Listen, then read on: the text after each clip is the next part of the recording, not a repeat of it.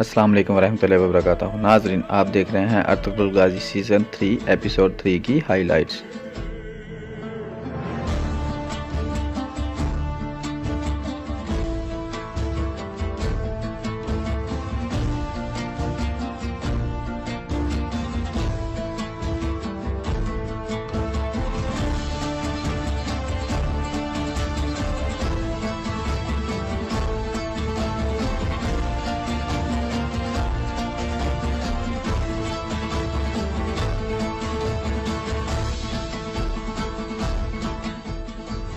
नाजरीन, इस केस के आगाज़ में हंदली बाज़ार में एक आदमी ने सुल्तान अलाउद्दीन के जासूस के कुपोल के साथ बांधा हुआ और कह रहा था, इकट्ठे हो जाओ और देखो मैं क्या करने वाला हूँ। अर्तुगरुल और उसके साथी भी वहाँ पहुँच जाते हैं। अर्तुगरुल उस बंधे हुए शख्स को गौर से देखता है। दमदार पूछता है, ये क्या है भाई? अर्तुगरुल कहता है, ये हमारा आदमी है। दमदार कहता है, तो फिर हम इंतज़ार क्यों कर रहे हैं भाई, चलें इसको बचाते हैं। इतने में वो आदमी कहता है, इसने मेरा सामान चोरी किया है, मैं इसको इबरत का निशान बना दूंगा। आप में से किसी को कोई इतराज़ है? सब लोग कहते हैं, लटका दो इसको। जबकि अर्तुगरुल एक तरफ जाकर अपने साथियों से कहता है, वो लोग इसको चारे के तौर पर इस्तेमाल कर रहे हैं और वो चाहते हैं कि मैं इसको बचाने के लिए सामने आऊँ। दमदार कहता है, अब हम क्या करेंगे भाई? अर्तुगरुल कहता है, हम इसको रात को बचाएंगे। ये कहकर वो एक तरफ चले जाते हैं। दूसरी तरफ सीमन भी ऊपर खड़ा होकर सब कुछ देख रहा था, लेकिन वो देखता है कि अर्तुगरुल आराम से घूम फिर रहा था। इतने में उराल भी सीमन के पास पहुंचता है। सीमन कहता है, ऐसा लगता है अर्तुगरुल अभी भी हमारे कदमों में है। फिर सीमन उराल को एक जहर वाली शीशी देता है और कहता है, अब तुम्हारे लिए साबित करने का वक्त है। उराल कहता है, मैं अपने रास्ते में आने वाली रुकावट को टोकता में इसको आज रात ख़त्म कर डालूंगा और हम फिर दोनों सही सीमत में चल पड़ेंगे। फिर वो दोनों अपने अपने हाथ पतूक कर आपस में हाथ मिलाते हैं, जो दोस्ती और वादे पर कायम रहने का इशारा था। फिर सीमन कहता है, वीनस के ताजिर बहुत जल्द यहाँ आने वाले हैं, क्या माल तैयार है? उराल कहता है, तैयार है। दूसरी तरफ अर्तुगरुल और उसके साथी अपने घोड़ों के पास पहुँच गए थे। तुर्गत पूछता है, भाई दीवान कब आएगा? अर्तुगरुल कहता है, जब उसकी जिम्मेदारी ख़त्म हो जाएगी तुर्गत। फिर अर्तुगरुल उस बुरे गुलाम को बुलाकर कहता है, आचा तोरिया, मैं आपको आज़ाद करता हूँ, आप जहाँ चाहें जा सकते हो। फिर अर्तुगरुल अपने घोड़े की तरफ जा बढ़ता है तो आचा तोरिया पीछे आ जाता है और कहता है, आपका मेरे ऊपर कर्ज है, इसके अलावा मेरे पास कोई रहने के लिए जगह नहीं है, मुझे अपने साथ आने दें, मैं आपकी खिदमत करूंगा। अर्तुगरुल कहता है, ठीक है, आप जब तक जाएं हमारे पास मेहमान बनकर रह सकते हैं। दूसरी तरफ कबीले में हलीमा सुल्तान बानो जीने को बुलाकर कहती है, दीवान अरब ने तुम्हें अमानत के तौर पर हमें सौंपा था, लेकिन अगर दीवान तुम्हारे अल्फाज सुन लेता तो वो कोई और फैसला करता। बानो जीजा कहती है, मैं अपने अल्फाज पर कायम हूँ। 2 साल गुजर गए हैं हलीमा सुल्तान। अर्तुगरुल भाई ने उसे एक ज़िम्मेदारी पर भेजा है, लेकिन इसकी कोई खबर नहीं है। मैं जानती हूँ कि दीवान वापस नहीं आएगा। ये सुनकर आई मखतून खड़ी हो जाती है और कहती हैं, जब दीवान की जिम्मेदारी ख़त्म हो जाएगी तो वो वापस कबीले में आ जाएगा, तब तुम अपने अल्फाज पर पछताओगे। बानो कहती है, अर्तुगरुल साहब उसके बारे में कुछ बता ही नहीं रहे, मुझे लगता है कि उन्होंने मेरे हीरो को हमेशा के लिए बेच दिया है। ये सुनकर हलीमा गुस्से में आ जाती है और कहती है, बहुत हो गया, मैं तुम्हें इन वसवसों की वजह से कबीले में जहर आलूद नहीं होने दूंगी। अगर तुमने अपने वसवसों पर काबू ना पाया तो मैं तुम्हें अपने हाथों से सजा दूंगी, अब तुम जा सकती हो। फिर बानो बाहर निकल जाती है। इतने में अर्तुगरुल उसके साथ ही कबीले में पहुंच जाते हैं।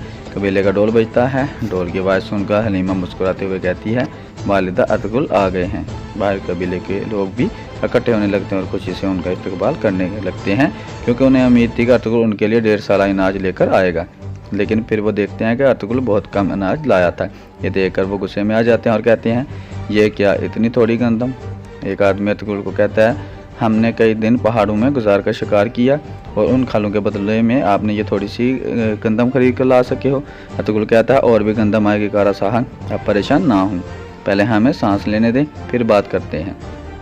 फिर एक और आदमी बोल पड़ता और कहता है, और कितना सब्र करें सरदार, हम और बर्दाश्त नहीं कर सकते। ये देखकर वो बूढ़ा आदमी हाचा तोरिया बोल पड़ता है और रोते हुए कहता है, मुझे माफ़ कर दें, अर्तुगरुल साहब ने सोना देकर मेरी ज़िंदगी बचाई है, इसलिए वो ज़्यादा गंदम नहीं ला सके। ये सुनकर कबीले के लोग और ज़्यादा गुस्से में आ जाते हैं। फिर हाचा तोरिया कहता है, लेकिन मैं एहसान का बदला ज़रूर चुकाऊंगा। लेकिन कबीले के लोग उसकी बात नहीं सुनते। फिर वो अर्तुगरुल के पाँव पकड़ लेता और कहता है, मेरी वजह से आपके साथ ऐसा हो रहा है, काश आप मुझे उधर ही मरने के लिए छोड़ देते। फिर बमसी उसको पकड़कर पीछे हटाता है। कबीले का एक आदमी कहता है, क्या ये सच है अर्तुगरुल साहब कि आपने हमारा सोना इस बूढ़े आदमी पर लगा दिया है? हमारा सब्र जवाब दे गया है, आज रात हम जिरगा बुलाना चाहते हैं। अर्तुगरुल कहता है, कब से आप रिज़्क़ के पीछे भागने लगे हो? रिज़्क़ सिर्फ अल्लाह देता है। ये हाचा तोरिया अल्लाह का मेहमान है और अल्लाह का मेहमान अपने साथ 10 रोटियां लाता है, एक खा लेता है, 9 छोड़ जाता है। आप कब से अपने खुदा को भूल गए हो जिनका नहीं बुलाया जाएगा? मैं किसी को भी कबीले में मुश्किलात पैदा करने नहीं दूंगा। फिर अर्तुगरुल घोड़े से उतरता है और अपने खैमे की तरफ बढ़ता है। अंदर पहुंचकर वो अपने बेटे कंदोज को देखकर खुश हो जाता है और उसे उठाकर गले लगा लेता है। इतने में आयमा खातून और हलीमा सुल्तान वहाँ पर आ जाती हैं। आयमा खातून कहती हैं, बेटा तुमने जिरगा बुलाने से क्यों मना किया? अर्तुगरुल कहता है, मैंने जिरगे से मना नहीं किया वालदा, बल्कि मैंने उन्हें इकट्ठा होकर लोगों को भड़काने से मना किया है। आयमा खातून कहती हैं, लेकिन तुम ये बात जिरगे में करो और एक सरदार यही करता है। ये सुनकर अर्तुगरुल गुस्से में आ जाता है और आयमा खातून से कहता है, आयमा खातून इस कबीले का सरदार मैं हूँ, तो मैं फैसला करूँगा कब जिरगा बुलाया जाए।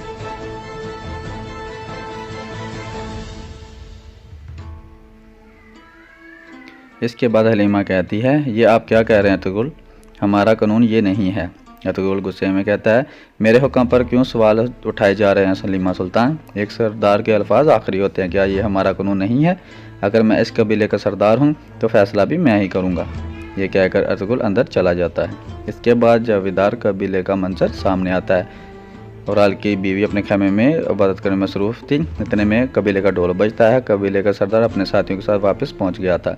कबीले के लोग इकट्ठे होने लगते हैं। ओराल की बीवी फ़ौरन इबादत रोककर सामान अंदर रख देती है और बाहर निकल आती है। फिर सब लोग घोड़े से उतरते हैं और कबीले का सरदार जानदार कहता है, टोकटामी साहब, आज रात खाने पर आपको मेरी दावत है। हम वीनस के लोगों को क्लीन बेचने के बारे में बात करेंगे। टोकटामिश कहता है, जैसी आपकी ख्वाहिश सरदार। फिर जानदार कहता है, चौलपन खातून, आज शाम के खाने पर मेहमान आएंगे, आप इसी लिहाज से खाना तैयार करवाओ, कोई कोताही नहीं होनी चाहिए। चालपन कहती है, ठीक है सरदार। फिर चालपन अपनी नौकरानी को हुक्म देती है, तुम खाना तैयार करवाओ। इसके बाद वो अपने खेमे में जाती है और आलू से कहता है, बाबा को हर चीज़ का पता चल गया है, अब से मैं किसी को भी सुकून से नहीं रहने दूंगा। चौलपन कहती है, आपके ख्याल में किसने आपके बाबा को बताया है? ओराल कहता है, टोकटामिश ने। फिर ओराल जहर की एक शीशी निकाल कर चौलपन को देते हुए कहता है, आज रात के खाने के बाद हम उसे दफन कर देंगे। चौलपन शीशी लेकर कहती है, बस काम हो गया, जो भी आपके सामने खड़ा होगा वो डूब जाएगा, अब हमारा वक्त है।